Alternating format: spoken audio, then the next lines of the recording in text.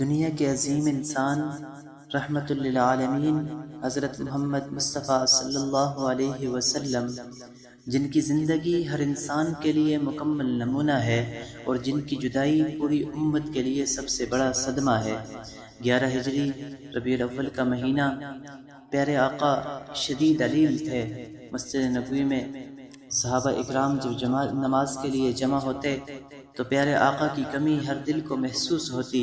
یہی وہ وقت تھا جب نبی کریم صلی اللہ علیہ وسلم نے اپنے محبوب ترین ساتھی حضرت ابوبکر صدیق رضی اللہ تعالیٰ عنہ کو امام بنا کر امت کو قیادت کا پہلا اشارہ دے دیا۔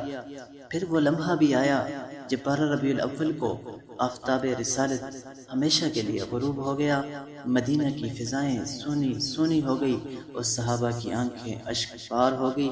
حضرت عمر جیسے جری صحابی بھی غم سے نڈھال ہو گئے، لیکن حضرت ابوبکر صدیق رضی اللہ تعالیٰ عنہ نے پوری امت کو صبر و حوصلے کا درس دیا اور یہ خطبہ دیا، جو محمد کی عبادت کرتا تھا وہ جان لے کہ محمد وفات پا چکے، اور جو اللہ کی عبادت کرتا تھا تو اللہ ہمیشہ زندہ ہے۔